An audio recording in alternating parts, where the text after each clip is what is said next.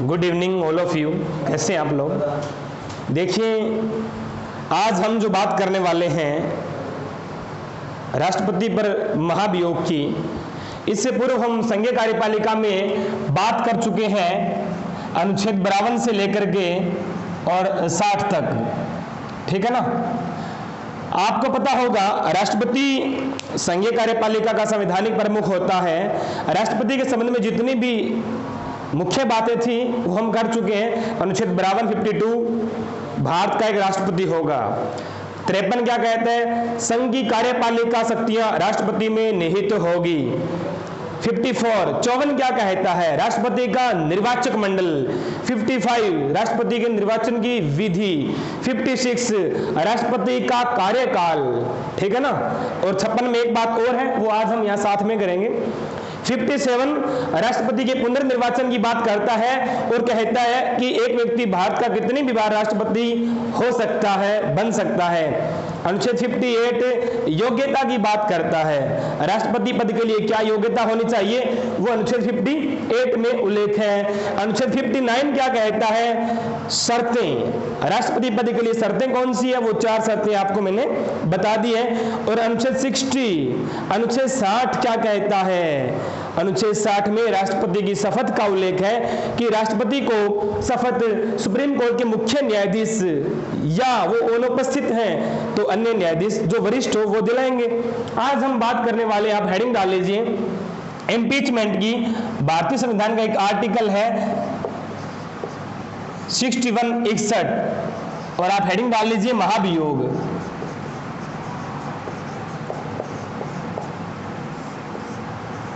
आज हम बात करेंगे राष्ट्रपति को हटाया कैसे जाता है। आपको बता दूं मैं,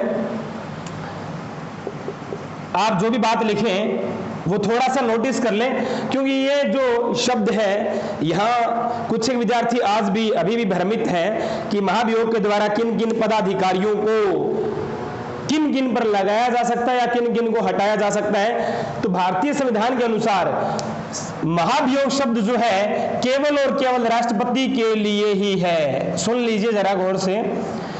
महाभियोग के द्वारा संविधान के अकॉर्डिंग केवल राष्ट्रपति को हटाया जा सकता है। ठीक है ना? अनुच्छेद आर्टिकल 56 जिसमें राष्ट्रपति के कार्यकाल का भी उल्लेख है। आर्टिकल 56 कहता है, क्या कहता है? कि राष्ट्रपति को महाभियोग के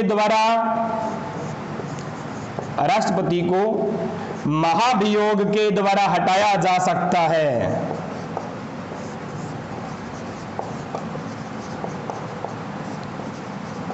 राष्ट्रपति को महाभियोग के द्वारा हटाया जा सकता है। ठीक है ना? ये जो बात है आर्टिकल 56 में लिखी हुई है। और एक बात थोड़ा सा मैं अवगत करवा दूं आपको, जो मैं मूल बात करने वाला हूं। ठीक है ना? कुछ एक पढ़े लिखे, उनको मैं अनपढ़ तो नहीं कहूंगा, अनपढ़ तो वो होता है जो पढ़ा लिखा है ना हो, जिसको अक्षर ज्ञान न हो। कुछ अनपढ़े लिखे, वो वास्तव में पढ़े लिखे लेकिन फिर भी कुपढ़ है वो। ठीक है ना? उनको हालांकि लग रहा होगा मेरी शैली से कि हम जो पढ़ा रहे हैं वो किसी का कॉपी कर रहे हैं। ठीक है? तो आपको मैं अवगत करवा दूं कि आप एक शिक्षक से सीख रहे हैं। ठीक है ना?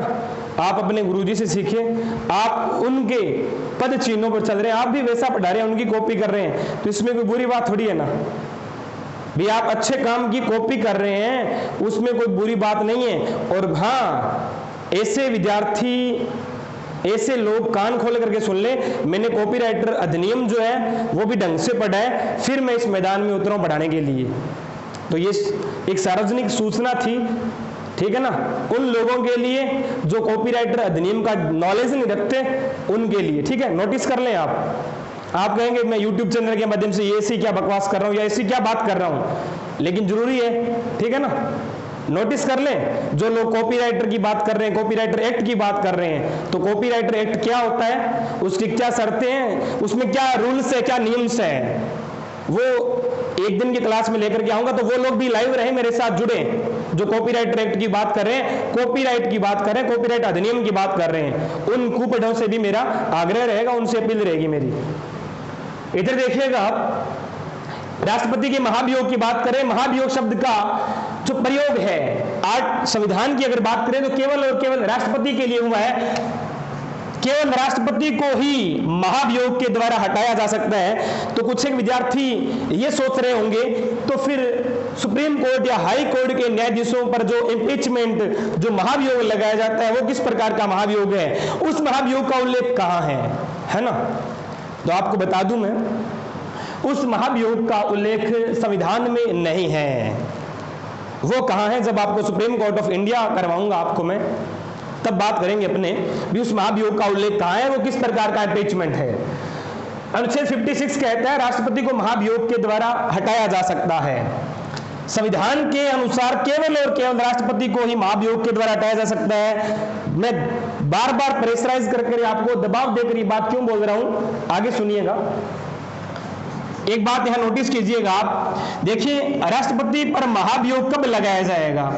प्रश्न ये उठते हैं, राष्ट्रपति पर महाभियोग कब लाया जाएगा? ठीक है ना, ये बात नोट करने वाली है, यहां आप गौर कीजिएगा। केवल और केवल संविधान का उल्लंघन होने की स्थिति में, ये पॉइंट आप नोट डाल के लिख लीजिए भी, राष्ट्रपति पर महाभियोग कब लगाया जाएगा, महाभियोग कब लाया जा सकता है? तो संविधान का उल्लंघन होने पर, केवल और केवल संविधान का उल्लंघन होने पर।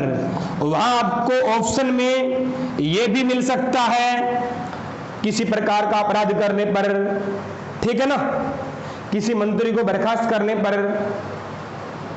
आपको जो ऑप्शन इसके साथ मिलेंगे वो बहुत करीबी ऑप्शन मिल सकते हैं। इसमें आंसर आपका क्या रहेगा?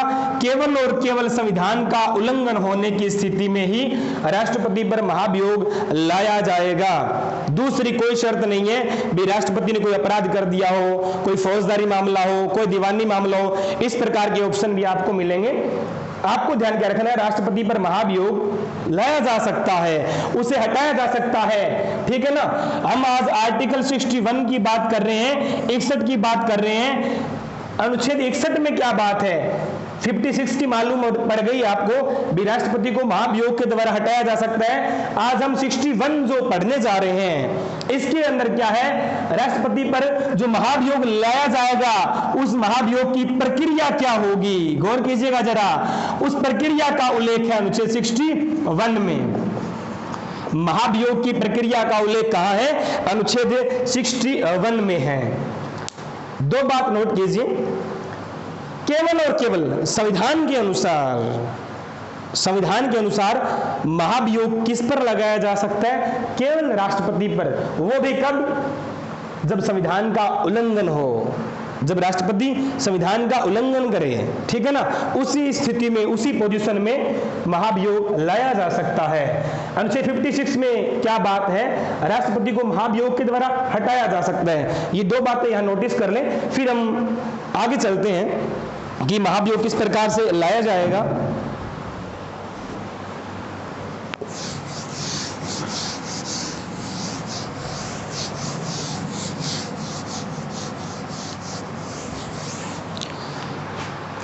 गौर कीजिएगा जरा। नंबर एक बात, महाभियोग किस स्थिति में, किस पोजीशन में लाया जाएगा? केवल और केवल संविधान का उल्लंघन होने पर। नंबर दो बात, महाभियोग के संबंध में जो सबसे इंपॉर्टेंट बात है कि महाभियोग प्रस्ताव जो है किस सदन में लाया जाता है। आप बताएंगे मुझे, कमेंट करें विद्यार्थियों। महाभियोग प्रस्ताव जो है वो किस सदन में लाया जाएगा?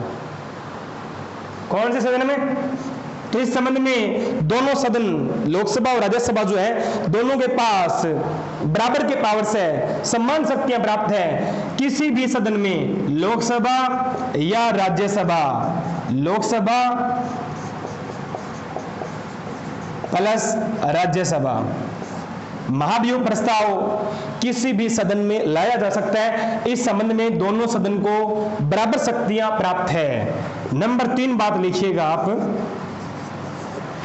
देखिए महाभियोग प्रस्ताव कितने लोगों के द्वारा, कौन लोग ला सकते हैं? उस सदन की, देखिए जिस भी सदन में लाया जा रहा है उस सदन की 1/4 सदस्य संख्या, 1/4 सदस्य संख्या। गौर कीजिएगा जरा, बड़ा करीबी प्रश्न है, यहां से बहुत बार परीक्षाओं में आया है।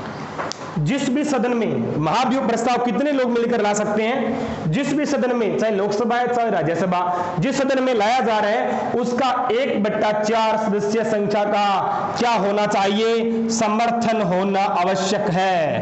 क्या होना चाहिए, समर्थन होना आवश्यक है। और नंबर 4 बात, महाभियोग प्रस्ताव लाने से पूर्व राष्ट्रपति को इसकी 14 दिन पूर्व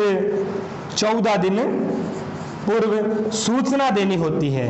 भी हम आपके खिलाफ इस प्रकार से महाभियोग प्रस्ताव ला रहे हैं और इस संबंध में ला रहे हैं। गौर कीजिएगा जरा, महाभियोग प्रस्ताव राष्ट्रपति पर कब लाया जाएगा, केवल संविधान का अतिक्रमण या संविधान का उल्लंघन होने की स्थिति में, और वह लोकसभा या राज्यसभा किसी भी सदन में लाया जा सकता है। इस संबंध में दोनों सदन जो है शक्तिशाली है, दोनों सदन प्रभावशाली है, दोनों के पास कॉमन सम्मान पावर है। रख दीजिए, जिस सदन में लाया जा रहा है उसके 1/4 सदस्यों का समर्थन होना आवश्यक है। और महाभियोग प्रस्ताव लाने से 14 दिन पूर्व राष्ट्रपति को इसकी क्या देनी पड़ती है, प्रेसिडेंट महोदय को क्या देनी पड़ती है, इसकी सूचना देनी होती है। ठीक है ना। आगे देखिएगा जरा, ये 4 बिंदु आप नोट कर लें महाभियोग के संबंध में। यकीन मानिए महाभियोग प्रस्ताव 1/4 सदस्यों से रखा गया, लाया गया। गौर कीजिएगा जरा, यदि महाभियोग प्रस्ताव किसी सदन में लाया गया और उस सदन में, जैसे मानिए लोकसभा में, सर बोर्ड नीचे तो नहीं है ना, दिखाई दे रहा है, देखिए लोकसभा के अंदर प्रस्ताव लाया गया, जिस सदन में प्रस्ताव लाया गया है, यदि वह सदन 2/3 बहुमत से 2/3, ठीक है ना, 2/3 बहुमत से इस प्रस्ताव को पारित कर दे, 2/3 बहुमत से इस प्रस्ताव को पारित कर दे वो सदन,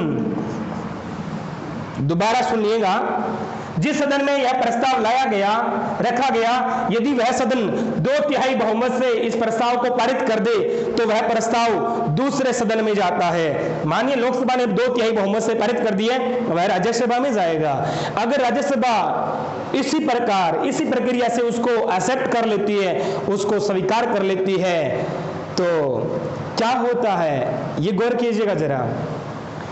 2/3 बहुमत से पहले सदन ने इसको पारित कर दिया और वह प्रस्ताव दूसरे सदन में जाता है, और इसी प्रक्रिया से दूसरा सदन इसको एक्सेप्ट कर लेता है, इसको स्वीकार कर लेता है, तो उस दिन से राष्ट्रपति का पद रिक्त माना जाता है। प्रिय विद्यार्थियों, ऐसा नहीं कि राष्ट्रपति को इस्तीफा देना होता है, मेरी भाषा समझिएगा। अगर उसी प्रकार 2/3 बहुमत दूसरा सदन भी उसको स्वीकार कर लेता है इसी प्रक्रिया से, तो उस दिन से राष्ट्रपति का पद रिक्त माना जाता है। ये पांचों के पांचों बिंदु नोट कर लें। अनुच्छेद 61 में महाभियोग की प्रक्रिया का उल्लेख है। महाभियोग केवल और केवल संविधान के अनुसार महाभियोग के द्वारा केवल और केवल राष्ट्रपति को हटाया जा सकता है, और वो भी संविधान का अतिक्रमण होने पर, संविधान का उल्लंघन होने पर। और यह प्रस्ताव संसद के किसी भी सदन में लाया जा सकता है, लेकिन 1/4 सदस्यों का समर्थन होना आवश्यक है। इसकी 14 दिन पूर्व राष्ट्रपति को सूचना देनी होती है। और लोकसभा या जिस भी सदन, चाहे वो लोकसभा चाहे राज्यसभा, जिस सदन में यह प्रस्ताव लाया गया है, वह सदन 2/3 बहुमत से इसको पारित कर दे और दूसरा सदन उसको स्वीकार कर ले, तो उस दिन से राष्ट्रपति का पद रिक्त माना जाता है। आगे देखिएगा, इसको नोट कर लीजिए।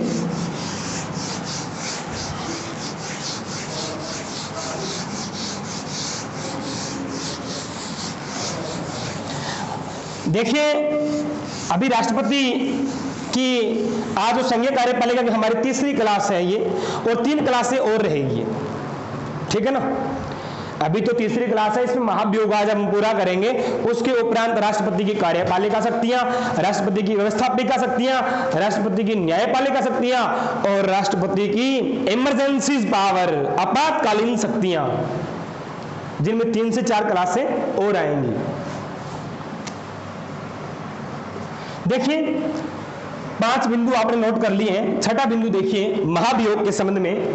महाभियोग जो है मान लीजिए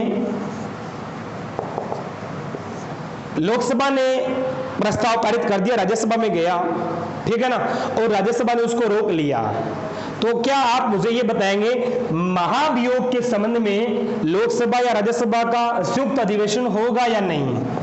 मान लीजिए बात बिगड़ जाए, कोई एक सदन उसको रोक ले, तो क्या संयुक्त अधिवेशन का प्रावधान है क्या महाभियोग के संबंध में? ये बताइए मुझे, ये प्रश्न पूछा जा चुका है, बताइए महाभियोग के संबंध में संयुक्त अधिवेशन का प्रावधान है या नहीं? तो सुनिएगा, महाभियोग के संबंध में संयुक्त अधिवेशन का प्रावधान नहीं है, क्योंकि आपको मैं पहले ही बता चुका हूं, इस संबंध में दोनों सदन बराबर शक्ति रखते हैं, बराबर के पावर रखते हैं। अगर दूसरा सदन इसको पारित नहीं करता है तो वह प्रस्ताव समाप्त या खारिज, स्वतः खारिज हो जाता है। ऐसा नहीं कि उस पर संयुक्त अधिवेशन होगा, ठीक है ना। आगे वाला बिंदु देखिए, जो सबसे जहां से प्रश्न अच्छा आने की गुंजाइश है वो बता दूं आपको मैं। महाभियोग की प्रक्रिया, महाभियोग की प्रक्रिया है, आपको मैं एक प्रश्न कर रहा हूं, काफी दिन से महाभियोग लगे हैं, मान लीजिए इस प्रकार का प्रश्न आ जाए, महाभियोग की प्रक्रिया है, ठीक है ना, ये प्रश्न पूछ लिया मान लो पटवार एग्जाम के अंदर, और इसमें थोड़े थोड़े अच्छे अच्छे ऑप्शन डाल दिए, जो करीबी ऑप्शन है वो डाल दिए, और पहला ऑप्शन है महाभियोग की प्रक्रिया है कानूनी, संवैधानिक, संवैधानिक,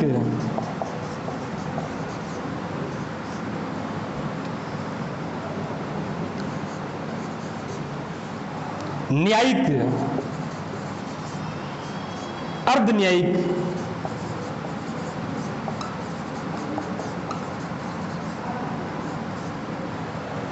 मनीष जी, अरे मनीष जी, महाभियोग की प्रक्रिया है कानूनी, संवैधानिक, न्यायिक, अर्ध न्यायिक। तो आपका ये दिमाग ने उत्तर, तो इसमें से आंसर जो है वो कैच कर लिए हैं। आप कौन सा आंसर वहां करोगे? मान लीजिए प्रश्न ये आ गया सीधा परीक्षा के अंदर कि महाभियोग की प्रक्रिया है कानूनी, संवैधानिक, न्यायिक, अर्ध न्यायिक। आप सोच रहे होंगे, ठीक है ना, भी आंसर ये होगा, ठीक है ना, और यकीन मानिए आंसर ये ही नहीं होगा, जबकि महाभियोग की जो प्रक्रिया है वो एक अर्ध न्यायिक प्रक्रिया है। महाभियोग की प्रक्रिया क्या है? एक अर्ध न्यायिक प्रक्रिया है। आप संवैधानिक में पढ़ जाओ, आप सोच लो ये तो कानूनी प्रक्रिया है ना, आप सोच लो न्यायिक प्रक्रिया है, ये कौन सी प्रक्रिया है? महाभियोग की प्रक्रिया एक अर्ध न्यायिक प्रक्रिया है। ये थोड़ा सा आप नोटिस में रखना, इसको उतार भी लेना। आगे वाला बिंदु देखिए आप, 8 नंबर, ये 2 बिंदु नोट कर लेना। एक तो संयुक्त अधिवेशन का प्रावधान नहीं है जब दोनों सदनों में बात बिगड़ जाए, ठीक है ना, और नंबर 2 बात, महाभियोग की प्रक्रिया अर्ध न्यायिक प्रक्रिया है। 8 नंबर पॉइंट लिखिएगा महाभियोग में, जब राष्ट्रपति पर महाभियोग, इसको ब्रेक करना, देखिए नंबर 1 बात, माइक बिजी रही भाई, मेरा माइक टाइम ही बंद है।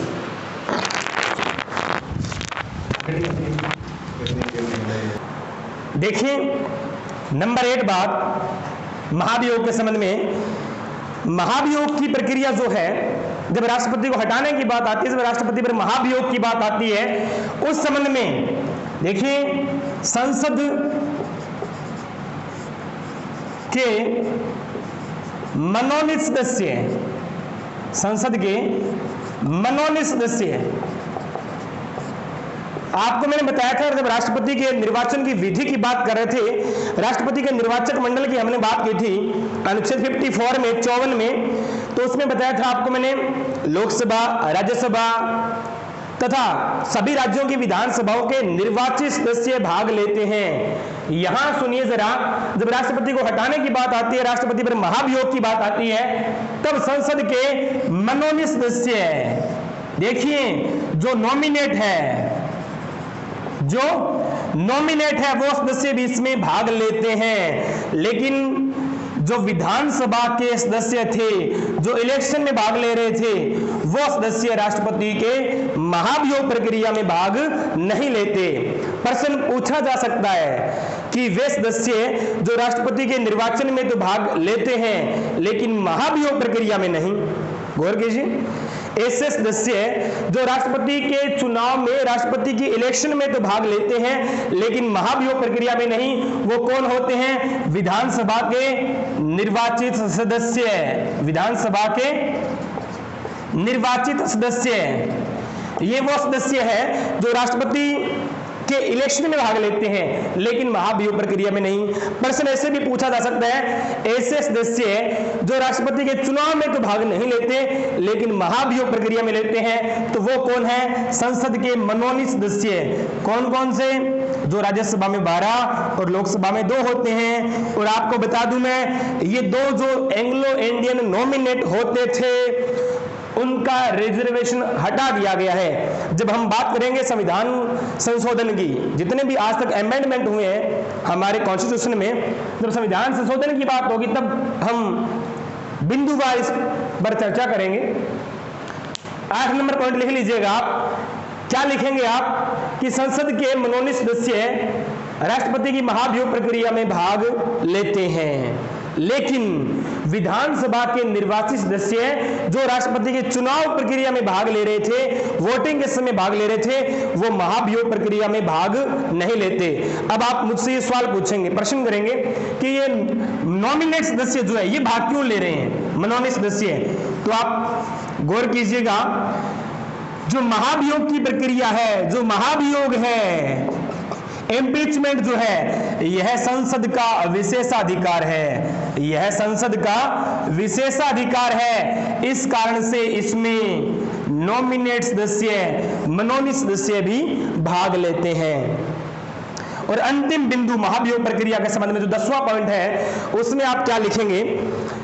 प्रश्न ये उठता है कि जब राष्ट्रपति पर महाभियोग की प्रक्रिया चल रही होती है, गौर से सुनिएगा, जब राष्ट्रपति पर महाभियोग की प्रक्रिया चल रही होती है तो क्या राष्ट्रपति उस समय, उस दौरान जो कार्य करते हैं वो वैध माने जाते हैं या नहीं? जब राष्ट्रपति पर महाभियोग की प्रक्रिया चल रही होती है तब राष्ट्रपति के द्वारा जो कार्य किए जाते हैं, नियम या कानून जो वेरीफाई सिग्नेचर किए जाते हैं, क्या वो वैध होते हैं या अवैध? तो सुन लीजिएगा, आप ये पॉइंट डालकर लिखिएगा। जब राष्ट्रपति पर, प्रेसिडेंट पर, हल्का सा लिख लीजिए, प्रेसिडेंट पर महाभियोग की प्रक्रिया चल रही होती है, महाभियोग की प्रक्रिया चल रही होती है, उस दौरान, जब राष्ट्रपति पर महाभियोग की प्रक्रिया चल रही होती है, उस दौरान राष्ट्रपति के द्वारा किए गए, उस दौरान राष्ट्रपति के द्वारा किए गए सभी कार्य वैध माने जाते हैं या अवैध? बताइए आप जरा। उस दौरान राष्ट्रपति के द्वारा किए गए सभी कार्य क्या माने जाते हैं? वैध माने जाते हैं, सही माने जाते हैं। ये 10 के 10 बिंदु आप नोट कर लीजिएगा। ये थी मित्रों महाभियोग की प्रक्रिया। अनुच्छेद 61, आर्टिकल 61 जो कहता है महाभियोग की प्रक्रिया क्या थी, सुनिएगा, मैं बिंदुवार चर्चा कर लेता हूं। ये महाभियोग की प्रक्रिया केवल और केवल भारतीय संविधान के अनुसार राष्ट्रपति को ही महाभियोग के द्वारा हटाया जा सकता है, और वो भी कब? जब संविधान का उल्लंघन हो, जब संविधान का अतिक्रमण हो। और महाभियोग प्रस्ताव संसद के किसी भी सदन में लाया जा सकता है, लेकिन कब? वो तब जब उस सदन, जिस सदन में प्रस्ताव लाया जा रहा है, उसकी 1/4 सदस्यों का समर्थन होना आवश्यक है। आगे सुनिएगा, यदि वह सदन 2/3 बहुमत से उसको पारित कर देता है, मान लीजिए प्रस्ताव कहां लाया गया? लोकसभा में लाया गया। 1/4 सदस्यों द्वारा, उस सदन की कुल सदस्य संख्या के 1/4 सदस्यों द्वारा समर्थन करके लोकसभा में प्रस्ताव लाया गया। लेकिन बीच में एक बात और ध्यान रखिएगा, प्रस्ताव लाने से पूर्व क्या करना होता है? राष्ट्रपति को 14 दिन पूर्व इसकी सूचना देनी होती है। आगे सुनिएगा, मान लीजिए 1/4 सदस्य प्रस्ताव ले आए, अब उस सदन को 2/3 बहुमत से पारित करना होगा, वह नेक्स्ट सदन आगे वाले सदन में जाएगा। अगर उसी प्रक्रिया से वह सदन उसको स्वीकार कर लेता है तो राष्ट्रपति का पद उसी दिन से रिक्त माना जाता है ना। ये थी महाभियोग की प्रक्रिया। महाभियोग में प्रक्रिया के दौरान राष्ट्रपति के द्वारा किए गए सभी कार्य वैध माने जाते हैं। महाभियोग की प्रक्रिया एक अर्ध न्यायिक प्रक्रिया है। तो प्रिय विद्यार्थियों, आप सभी ने ढेर सारा स्नेह व प्यार इस YouTube चैनल को दिया है और आगे भी इसी प्रकार से आप सभी का स्नेह बना रहेगा। और आपको नियमित गत 2 दिवस से कक्षा अपलोड नहीं होने का कारण आप सुन लीजिए। जैसे ही हमारे 1000 सब्सक्राइबर पूरे हुए, हम निश्चिंत हो गए, हमने रिकॉर्ड क्लास करना बंद कर दिया। हमने सोचा बच्चों को लाइव क्लास देंगे, लेकिन हुआ क्या, YouTube की जो लाइव स्ट्रीमिंग है वो शुरू होने में YouTube टीम जो है वो समय लगाती है।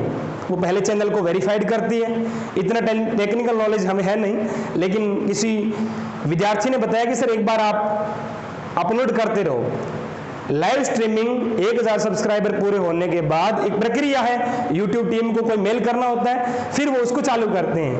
तो हम 2 दिन मिस हुए, आपको क्लासेस नहीं देने का कारण रहा कि आपसे लाइव मुखातिब होने का मन था।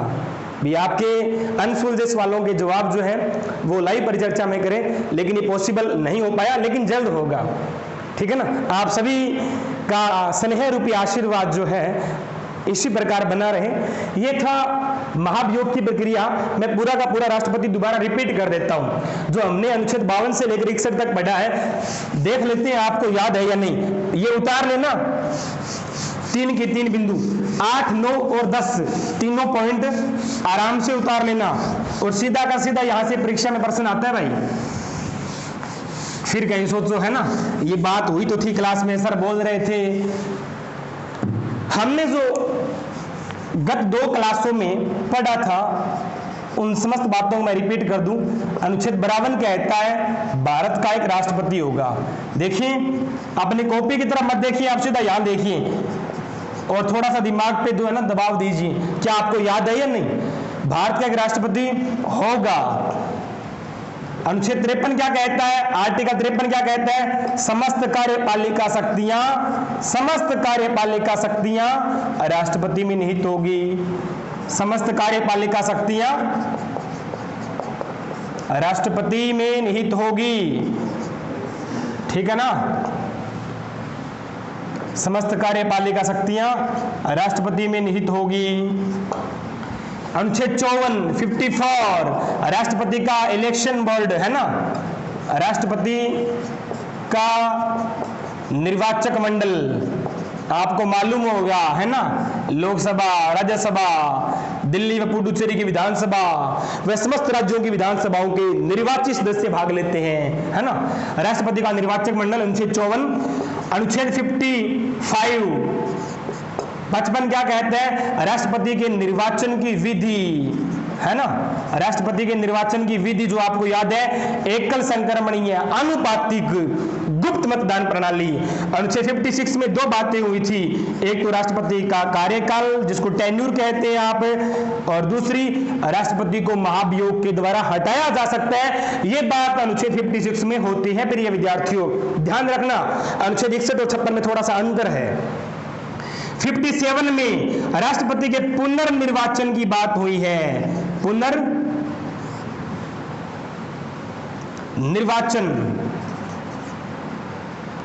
राष्ट्रपति के पुनर्निर्वाचन की बात करता है। कौन सा?